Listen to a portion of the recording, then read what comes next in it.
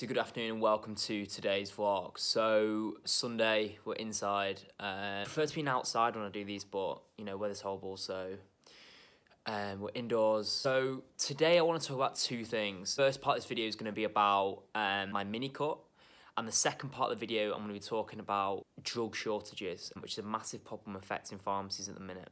Before we start all that, I just want to say first off, thank you to anyone who watched my previous video. I was quite surprised about the reaction I got, and I really do appreciate it. Again, thank you for all the people, the kind messages and things like that. I was surprised about the amount of people who messaged me and said thanks for being real. And you know, we're gonna keep being real with these vlogs. We're gonna keep pumping out real content and just give a real perspective on life and all my interests. So yeah, thank you once again. Second off, I need to do an apology because basically I messed up on the quality with my previous vlog. When I filmed it, it looked okay. When I was editing it on my Mac, it looked okay. But then when I uploaded it to YouTube, quality just went downhill. So I can only apologise for that. I'm hoping it's been rectified with this one, but I'll only know when it's actually uploaded and I actually view it. So yeah, I apologise for that. Final thing before we get into the vlog. Basically, I've started a new Instagram page called Food Pharmacy Fitness. I'll attach a link below and attach a screenshot of it now. Basically, again, it's just to keep bringing that realism. The problem with these vlogs is I'm only vlogging about once a week or once every sort of 7 to 14 days because of the amount of time it takes. I work full time. I'm busy at weekends usually. And it's very difficult to put together a vlog. Like I said, it takes a significant amount of time. So with the Instagram page, it allows me to be more real, just more realness, more content, and it allows me to be more consistent and connect with you guys. So again, it'd be more focused on my interests and again, just about my take on things. So yeah, please give it a like or just go and have a look at it if you're interested. Please just give it a like. Give it a share and message me as well what you want it to contain. I've got an idea in my head about what I want it to contain. I've got so many ideas flowing about this channel and that page, but the best thing to do is if anyone does have anything they want me to show, then I'll do that. I'm perfectly happy in doing that. Right, so let's get into it. So last Friday I uploaded a photo on Instagram showing my mini cut. So that was 6 weeks into an 8-week mini cut. Now, this vlog, I'm just going to explain basically what a mini cut is, etc. And then in I think, a vlog or 2 vlogs time, when I finish my mini cut, I'll do a full video explaining everything I did and things like that. So, first off, what is a mini cut and how does it differ from a cut? So, a normal cut takes, for me, about 12 to 20 weeks. Typical sort of cycle for me is over winter, sort of September to March, I'll bulk for about between 20 and 25 weeks or so. And then I'll start a cut, which will take about 12 to 20 weeks, gradually reduce my calories, just getting leaner, and basically over summer I like to look lean. And over winter, I tend to I like to feel bigger and bulkier. And I like to enjoy food over winter. I do like my food, and I love going out and things like that. And now a cut tends to be, it doesn't make you restrictive, but you just have to be more aware about what you're eating and what you're doing. And it does require a bit more time in the gym because obviously you've got to do for me, I've got to do my my weights. And then on top of that, I've got to obviously do some more cardio to get into that calorie deficit and help me lean out. So basically this year I decided to do my first ever mini cut. So I've done 3 cuts before now, like proper cuts with calorie counts and things like that. And I've always done them over summer. Whereas this year I decided I'm gonna do a mini cut. So a mini cut is much shorter. Basically the idea behind it is just to get as lean as possible in a short space of time. Again, not be too restrictive because again, you don't want to rebound heavily. What is the reason behind me mini cutting now for the first time ever? So like I said before, usually over winter I'll be bulking, I'll be increasing my calories, increasing my size.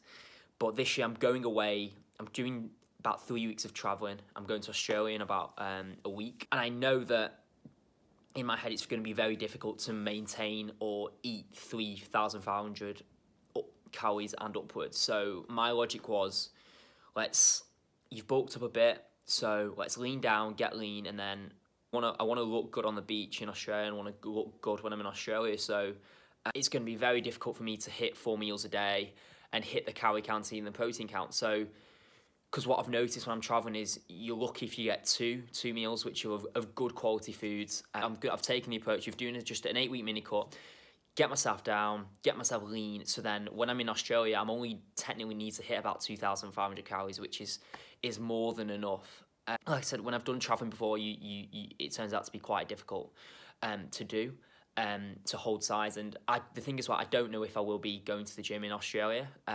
I wouldn't mind just doing maybe a couple of sessions because I like it. I like trying different gyms and things like that. But the fact of the matter is, when I'm in Australia, I want to have the best time possible. I'm not overly bothered about tracking calories. In fact, I won't be tracking calories. I'll just be making sure I try and have sort of 3 meals a day with an emphasis on a decent level of protein to prevent me going catabolic. So that's basically it. That's basically the reason why I'm doing it. It's the only reason. If I wasn't going to Australia, I'd probably bulk through and then start a cut in sort of March. But my plan is obviously done this 8 weeks. I'm going to try and maintain as best I can Australia, and then do a very short, sharp bulk to about probably May, and then lean out again for summer. That's the plan. That's why I've done it. It's something that, yeah, I'll go into this when I actually do the full review of it. It's been interesting. I've actually learned a lot from it, from obviously the first time doing it. What I've also found is that I was actually surprised at how lean I'd got in 6 weeks. I didn't realise, especially with it being Christmas, which, you know, when you're going out a lot, you're doing things, you don't really hit the gym. I was working a lot, so, you know, I was actually surprised about the 6 weeks, about the results. So yeah, looking forward to seeing the effects after 8 weeks. After I uploaded that photo, a few people messaged me saying, have I done this, have I done that? And I'll try and answer any questions as best possible. If anyone does have any questions, then please just message me. I will answer every question I can to the best possible of my ability. So for the minute, I'm not a qualified PT or anything like that. A lot of it is just through about 4 years experience of this. A lot of reading around the subject. So yeah, like I said, if you do have any questions, whether it be now, whether it be 8 weeks, whether it just randomly, then please just go onto Instagram, give me a follow, and yeah, just slide into my DMs. I'm perfectly happy with that, and I'll try my best to answer any questions. Quite a few people have asked me, and I've answered them to the best of my ability. So yeah, so that's the first part of the video done. Now for part 2. So probably about 5 or 6 days ago, an article was uploaded onto the BBC News website, basically regarding drug shortages. This is very true, and this is very real, and it's been a struggle. I've noticed this sort of last 12 to 18 months has been a massive struggle trying to get hold of medications for patients.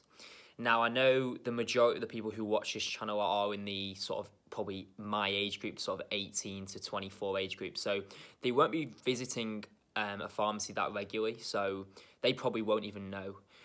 But possibly your parents or grandparents or aunties and uncles, basically the older generation who are using the pharmacies more, they're probably going to be more aware of it than you guys. So basically, I want you guys to spread this message to anyone who uses the pharmacy on a regular basis. So like I said, yeah, there's been a massive problem getting hold of medications. There's medications going in and out of stock really, really quickly. So one day we'll have them, we'll ring up a manufacturer, and next day we can't get hold of them. And it's been affecting a lot of drugs, and the drugs it's been affecting are they're not uncommon drugs. They're not like third line of, I don't know, chemotherapy drugs or anything like that. They're just bog standard bread and butter drugs that people take on a regular basis. A prime example is a drug called naproxen. Now, it's from the same class of drugs as ibuprofen and tends to be used after ibuprofen in some cases. We've just struggled to get hold of it. I know a lot of pharmacists I've been working, obviously, I'm a locum, so I go visit a lot of branches, and every branch is the same. They're ringing up maybe 6, 7, 8 manufacturers trying to get hold of this drug, and they can't get hold of it. And, you know, it's frustrating because if a patient doesn't get the medication they need, it just causes a lot of problems. You've got to, 1, contact the doctor, 2, switch them over to a different drug, 3, if they're switched over, they might not tolerate that drug. So, you know, it adds a lot of problems, and what the effect of it is that as a pharmacist, I can't do the job I'm there to do because I'm getting distracted by trying to sort out these problems and trying to assist my colleagues in sorting out the issue of trying to get hold of medications. The other problem as well is we don't get told when these drugs are going to come back into stock. we could be ordering all of them every single day, and then suddenly they'll just pop out, and they'll pop up, and we'll be able to get hold of some. And then we might get a small supply, and then they go out of stock again. And, you know, like I said, it's massively frustrating. We're trying our best to get hold of them, but if fundamentally there's not a lot I can do as a pharmacist to get these medications back in stock. And like I said, it's frustrating because I think patients sometimes are like, are we restricting the stock? Absolutely not. Absolutely not. We're not restricting stock in any way, shape or form. It's in our best interest to make sure that all the patients get their medication, things like that. So, like I said, we're doing our best, but there's not a lot we can do. We're trying our best. We're ringing up manufacturers daily to order medication. But like I said, there's only a certain amount of wholesalers in the UK. And if they're out of stock, then like we can't just make them up, unfortunately. We have to go down the process of trying to get patients an alternative, which again, it takes time. It's frustrating for us, and it's not what I want to do. But unfortunately, there's not a lot we can do. The one thing I would say, though, to any patients who are taking medications at the minute on long-term medications, whatever it is, don't stockpile medications. It creates supply chain issues. It means that, again, there's only a certain amount of medication available. In some cases, like I said, the drugs that are on short supply, there's only a certain amount, so please don't stockpile them. Just use them in a timely manner, and only order your medication about 7 days before you're due to run out. That way, if we are in short supply of medication, we can distribute it to as many people as possible. It means that fewer people then switched on to other medications. And that's sort of the best advice I can say. Like I said, it is frustrating. I think I can speak on behalf of all pharmacists and pharmacies. We're doing our best to try and get it in, but there's not a great deal we can do unless we can source it, I'm afraid. Okay, I'm going to finish this vlog here. Thank you so much for watching. If you do have any questions about the two topics I've talked about, then yeah, please, just usual thing, just message me. As per usual, please like, comment, subscribe, share, and I'll see you on the next vlog.